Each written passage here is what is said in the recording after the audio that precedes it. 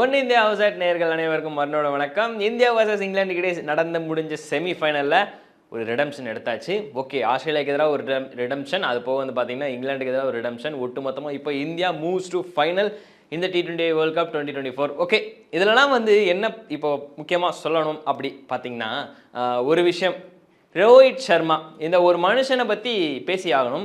நிறைய பேர் வந்து இவரோட அட்டாக்கிங் இன்டென்ட் வந்து இல்லை, அது வந்து செல்ஃப்லெஸ், இட்ஸ் ஓகே, பட் இருந்தாலுமே வந்து கொஞ்சம் இன்னிங்ஸ் நின்று ஆடி இருந்துக்கலாம் அப்படின்னு சொல்லிட்டு எக்கச்சக்கமாக சொல்கிறாங்க. இன்னொரு சைடு வந்து ஒரு விஷயம் இவர்கிட்ட பிடிச்சது என்னன்னா, அது அட்டாக்கிங் இன்டென்ட்டாக இருந்தாலும் இந்த கடந்த 2 மேட்ச்மே அவ்வளோ பொறுமையாக நிதானமாக ஆடி இருந்தாப்புல. ஆக்சுவலாக தம்ப்நெயில் பார்த்துட்டே வந்துருப்பீங்க, not Rohit Sharma, it's redemption Rohit Sharma அப்படின்ற மாதிரி இருக்கும். ஏன்னா கிட்டத்தட்ட அந்த மாதிரி தான் சம்பவம் பண்ணியிருக்காரு. 2019 உலகக்கோப்பை செமிஃபைனலில் நியூசிலாந்துக்கு எதிராக வந்து முட்டை ரன்னில் அவுட் ஆகிட்டு போவாப்புல. அது போக வந்து பார்த்தீங்கன்னா ட்ரெஸ்ஸிங் ரூமில் இந்தியா தோற்று போனப்போ, மாஹி ரன் அவுட் ஆனப்போ வந்து பார்த்தீங்கன்னா தோனி அழுகிறது மட்டும் இல்லாமல் ஒட்டுமொத்த இந்தியன் ட்ரெஸ்ஸிங் ரூமே வந்து அழுதுருக்கும். அதில் வந்து ரோஹித் சர்மா வந்து அழுகிற மாதிரி இருக்கிறத ஒட்டுமொத்தமாக கேப்சர் பண்ணியிருப்பாங்க. அதுக்கப்புறம் 2022 உலகக்கோப்பை, அதுலேயுமே வந்து இங்கிலாண்டோட செமிஃபைனலில் தோற்றுருப்பாங்க இந்தியா, அதுலேயுமே தலைமை வந்து கண்ணீர் விட்டுருந்துருப்பான். இது ஒன்று.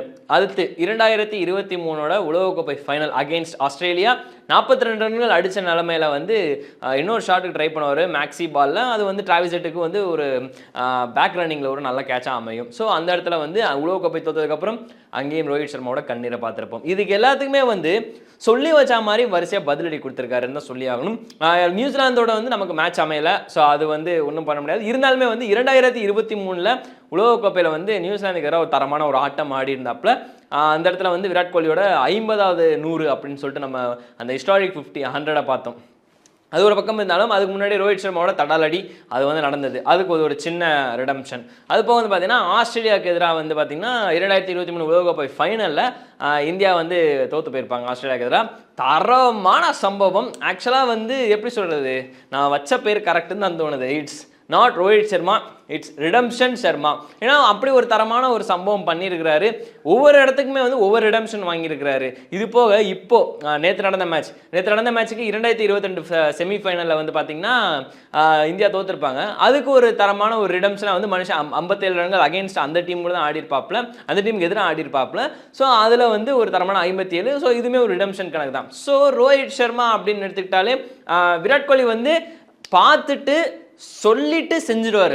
ரோஹித் சர்மா வந்து அது அவன் வேற மாதிரி நான் வேற மாதிரின்ற மாதிரி ரோஹித் சர்மா சொல்லாமல் செய்கிறாரு அப்படின்றதான் வந்து ஒரு நல்ல இதாக இருக்குது. ஸோ ரோஹித் சர்மா பொறுத்த வரைக்கும் ஒவ்வொரு கட்டத்துக்கும் ஒவ்வொரு ரிடம்ஷன் வாங்கிட்டு இருக்காப்புல. பட் இந்த இடத்துல வந்து இன்னொரு ஒரு விஷயம் பாராட்ட வேண்டிய விஷயம் என்ன அப்படின்னா அவரோட captaincy.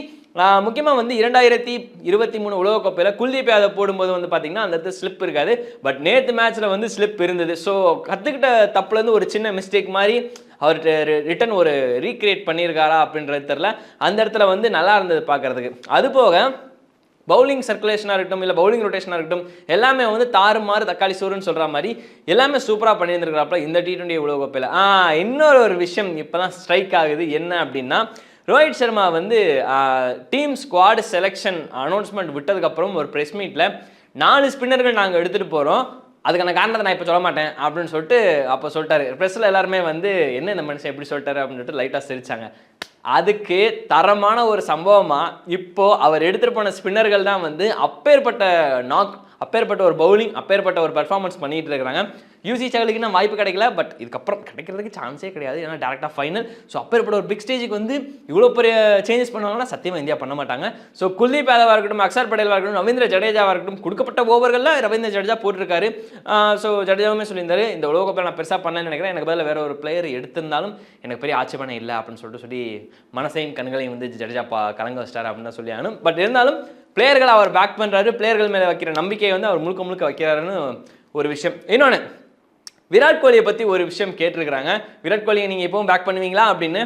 Obviously is a champion player அப்படின்னு சொல்லிட்டு ஒரு முற்றுப்புள்ளி வச்சு மேன்மேலும் பேசினது என்ன அப்படின்னா, விராட் கோலி வந்து எப்படி சொல்றது, இத்தனை வருஷமாக ஆடி இருக்காரு, அவர் வந்து ஃபார்ம்ன்றது ஒரு கேள்விக்குறியே கிடையாது, ஏன் மறுபடியும் நீங்கள் அதை கேட்குறீங்க அப்படின்னு. 2021 இருக்கட்டும், 22 இருக்கட்டும், 23 இருக்கட்டும், 24 இருக்கட்டும், எல்லா வருஷமும் விராட் கோலி வந்து பேக் பண்ணுறாப்புல. முக்கியமாக ரோஹித் சர்மா மோசமான ஸ்டேஜஸில் இருந்தப்பவும் கூட ரோஹித் சர்மா நாங்கள் விளக்கணும்னு நினைக்கிறீங்களா அப்படின்ற மாதிரி கேள்விக்கிறேன். ஸோ இந்த ரோகோ பாண்ட் வந்து எப்பயுமே வந்து ஒரு தரமான ஒரு விஷயமா இருக்குது.